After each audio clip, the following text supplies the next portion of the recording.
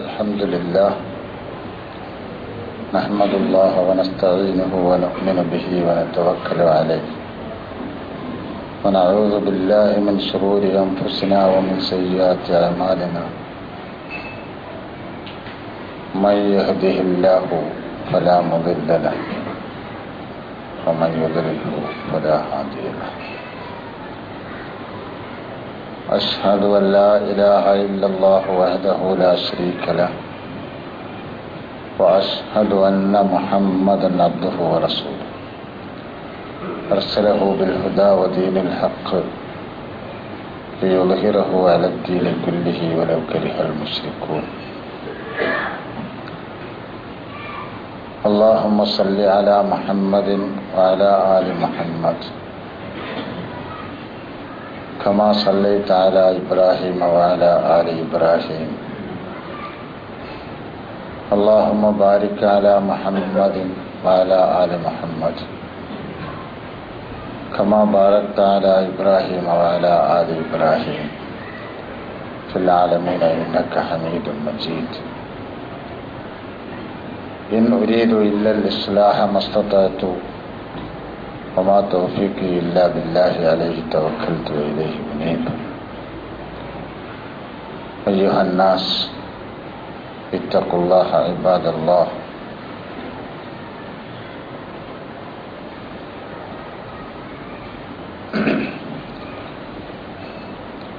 أعوذ بالله من الشيطان الرجيم بسم الله الرحمن الرحيم إن الله يأمر بالعدل والإحسان وإيتاء ذي القربى وينهى عن الفحشاء والمنكر والبغي يعظكم لعلكم تذكرون صدق الله العلي العظيم.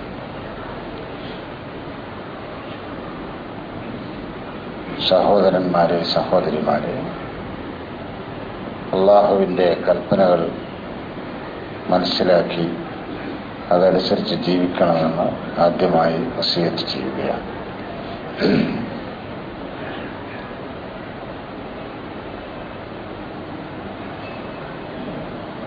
India രാജ്യത്തും ലോകത്തും വ്യത്യസ്തമായ പല സംഭവങ്ങളും അത്ഭുതങ്ങൾ സൃഷ്ടിച്ചുകൊണ്ട് തന്നെ കഴിഞ്ഞു കടന്നുപോയ ഒരാഴ്ചയാണ് നാം ഇപ്പോൾ പിന്നിട്ട ആഴ്ച. എന്താണ് ആ അത്ഭുതങ്ങൾ എന്ന് ഞാൻ വിവരിക്കാതെ തന്നെ നമ്മുടെ ഓരോരുത്തരുടെയും മനസ്സുകളിൽ ഉണ്ടാവും. ഒന്നാമത്തെ അത്ഭുതം, ഇന്ത്യയിലും കേരളത്തിലുൾപ്പെടെ മറ്റു ലോകത്തിൻ്റെ പല ഭാഗങ്ങളിലും ഇസ്ലാം ഒരു വലിയ ചർച്ചാ വിഷയമായി മാറിയിരിക്കുകയാണ്. ഏതാനും ആഴ്ചകളായി നമ്മുടെ ചാനലുകളുടെയൊക്കെ വിലപ്പെട്ട സമയം ഈ പഴഞ്ചനായ ഇസ്ലാമിനെക്കുറിച്ചും പഴഞ്ചനായ ഇസ്ലാമിനെ സമൂഹത്തിൻ്റെ മുമ്പിൽ പ്രബോധനം ചെയ്തുകൊണ്ടിരിക്കുന്ന ഇസ്ലാമിക പ്രസ്ഥാനങ്ങളെക്കുറിച്ചും ചർച്ച ചെയ്യാൻ വേണ്ടി മാറ്റിവെച്ചിരിക്കുക. നല്ല കാര്യമാണോ അല്ലേ എന്ന് മുൻകൂട്ടി പറയാൻ പറ്റുകയില്ലെങ്കിലും എന്തിനും ചില നല്ല കാര്യങ്ങൾ ഉണ്ടാകും എന്ന ഒരു ആശ്വാസം മാത്രമാണ് അവിടെ നമുക്കുള്ളത്. ഏതെങ്കിലും ഒരു നല്ല കാര്യം നാട്ടിലും രാജ്യത്തും ലോകത്തും ഉണ്ടാകണമെന്ന ആഗ്രഹത്തോടു കൂടിയല്ല ആ ചർച്ചയിൽ ഏർപ്പെടുന്ന ആളുകളൊന്നും ചർച്ച ചെയ്യാറുള്ളത്. മനുഷ്യ സമൂഹത്തിന് ഉപകാരപ്രദമായ എന്തെങ്കിലും ഒന്ന് കടന്നു വരാതിരിക്കാൻ എന്താണ് പഴുതുകൾ, കടന്നു വരുന്ന പഴുതുകൾ അടക്കാൻ എന്താണ് മാർഗം, നല്ലതിനു വേണ്ടി പണിയെടുക്കുന്നവരെ എങ്ങനെ തേജോവധം ചെയ്യാൻ കഴിയും, ആ മനസ്സോടുകൂടിയാണ് ആ കാര്യങ്ങൾ കൈകാര്യം ചെയ്യുന്നവർ എന്ന് നമുക്ക് അനുഭവങ്ങളിലൂടെ മനസ്സിലാവും. അതത്ര പറഞ്ഞുകൊണ്ട് ഞാനത് അവസാനിപ്പിക്കാം. രണ്ടാമത്തേത്, ഇന്ത്യ രാജ്യത്ത് ഏറ്റവും പ്രബലമായ ഒരു പ്രതിപക്ഷ ശക്തി എന്ന് നമ്മൾ തെറ്റിദ്ധരിച്ചിരുന്ന, അല്ലെങ്കിൽ ചില ആളുകൾ ശരിയായി ധരിച്ചിരുന്ന ഒരു ശക്തിയുടെ തകർച്ചയാണ്. പണ്ട് USSR തകർന്നു പോയപ്പോൾ ഒരു വിഭാഗം ആളുകൾ വല്ലാതെ സന്തോഷിച്ചു എങ്കിലും അതിൻ്റെ തിക്തഫലം ഭാവിയിൽ അനുഭവിക്കേണ്ടി വരുമെന്ന് മനസ്സിലാക്കിയ ആളുകൾ ദുഃഖിക്കുകയും ചെയ്തു.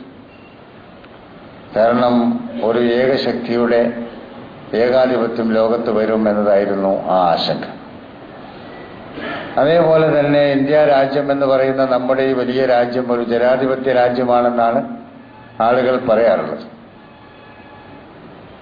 ആ ജനാധിപത്യ രാജ്യമാണ് എന്ന ആളുകൾ പറയുന്ന രാജ്യത്ത് ജനാധിപത്യം നഷ്ടപ്പെടാൻ സാധ്യതയുള്ള ഒരു പോക്കിലേക്കാണ്, ഉണ്ട് എന്ന് വിശ്വസിക്കുന്ന ജനാധിപത്യം അത് നഷ്ടപ്പെടാൻ സാധ്യതയുള്ള ഒരു പോക്കിലേക്കാണ് ഈ പോകുന്നത്. അങ്ങനെ ഞാൻ പറയുന്നത് ഈ കാര്യങ്ങളിലൊന്നും എനിക്ക് വിശ്വാസമില്ലാത്തത് കൊണ്ടാണ്. ഇന്ത്യയിൽ ഒരു ജനാധിപത്യമുണ്ട് എന്ന് എനിക്ക് വിശ്വാസമില്ല. ലോകത്ത് ജനാധിപത്യം എന്നൊരു സാധനം ഉണ്ടെന്ന് എനിക്ക് വിശ്വാസമില്ലാത്തത് കൊണ്ടാണ് അങ്ങനെ ഞാൻ പറയുന്നത്. നിങ്ങൾ മനസ്സിലാക്കിയാൽ മതി. നിങ്ങളെല്ലാവരും, ഞാനല്ലാത്ത എല്ലാ മനുഷ്യരും അത് അംഗീകരിക്കുന്നവരാണ് എന്നതുകൊണ്ടാണ് ഞാനത് അങ്ങനെ തന്നെ പറഞ്ഞത്. അതെന്താണ് എന്ന് ചോദിച്ചാൽ ഇപ്പൊ ലോകത്ത് എന്താ നടക്കുന്നത് എന്നത് തന്നെ. ലോകത്തുണ്ടല്ലോ ജനാധിപത്യം. ജനാധിപത്യത്തിന് വേണ്ടിയാണ് അമേരിക്കയെ പോലെയുള്ള വൻശക്തികൾ ഇപ്പൊ ശ്രദ്ധിച്ചുകൊണ്ടിരിക്കുന്നത്. പക്ഷേ അവരുടെ രാജ്യത്തതില്ല എന്ന് മാത്രമല്ല, ലോകത്ത് അവർ സ്ഥാപിച്ചിട്ടുള്ള ഒരു രാജ്യത്തും അതില്ല. ആരെയും എന്തും ചെയ്യാം, ആരോടും ചോദിക്കാതെ അതിനവർക്ക് അംഗീകാരം നൽകാൻ പറ്റുന്ന ഒരു വലിയ സഭയും അവരുണ്ടാക്കി വെച്ചിട്ടുണ്ട്. ആ സഭയ്ക്ക് അവർ പേര് കൊടുത്തിട്ടുണ്ട്. അത് ഐക്യരാഷ്ട്ര സഭയല്ല. ഒരുപാട് രാഷ്ട്രങ്ങൾ അതിൽ അംഗങ്ങളാണ്. അതിലംഗങ്ങളായ രാഷ്ട്രങ്ങളിലേക്ക് കടന്നു ചെല്ലാൻ പോലും അവർക്ക് ആരോടും ചോദിക്കേണ്ടതില്ല. ആ ഐക്യരാഷ്ട്രസഭയിൽ അംഗങ്ങളായി ഇത്രയും കാലം അവരോടൊപ്പം ജീവിച്ച ആ രാജ്യത്തേക്ക് കടന്നു ചെല്ലാൻ അവർക്ക് ഐക്യരാഷ്ട്രസഭ തന്നെ അവർക്ക് നൽകിയിരിക്കുന്നു എന്നവർ പറയുന്ന ഒരു ഏകാധിപത്യം. ആ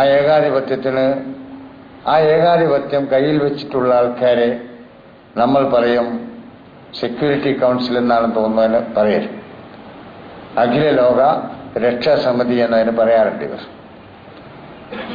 അഖില ലോക രക്ഷാസമിതി എന്ന് പറയുന്ന ആ സ്ഥാപനത്തിന് അഖില ലോക ശിക്ഷാ സമിതി എന്നാണ് വേറെ ചിലർ വിളിച്ചത്. അത് ലിബിയയിലെ നേതാവ് കേണൽ ഖദ്ദാഫി അവരുടെ മുഖത്ത് നോക്കി പറഞ്ഞത് അതായിരുന്നു. ഐക്യരാഷ്ട്രസഭയുടെ ഒരു പൊതുസമ്മേളനത്തിൽ അദ്ദേഹം ചെയ്ത ഒരു ഗംഭീരമായ പ്രസംഗമുണ്ട്. ആ ഗംഭീരമായ പ്രസംഗത്തിൽ അദ്ദേഹം പറഞ്ഞു, നിങ്ങൾക്കാര് ഈ അധികാരം തന്നു? നിങ്ങൾക്കാരാണ് ഈ അധികാരം തന്നത്? ചോദ്യം ചെയ്യാൻ പറ്റാത്ത അധികാരം നിങ്ങൾക്ക് തന്നല്ലോ. ഏതോ ഒരു 5-6 ശക്തികൾക്ക്. ഞങ്ങൾ വോട്ട് ചെയ്ത് അധികാരം കൊടുത്തത് ചൈനക്ക് മാത്രമാണ്. ബാക്കിയുള്ള ഈ അധികാരം നിങ്ങൾക്കാര് തന്നു എന്ന് ചോദിച്ചു.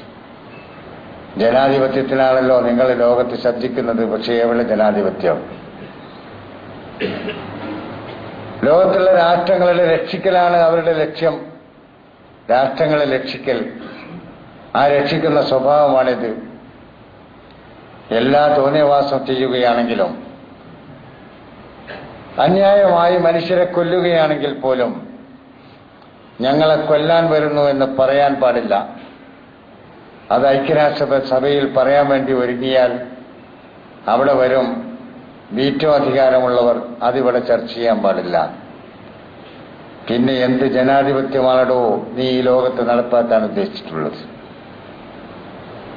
ജനാധിപത്യം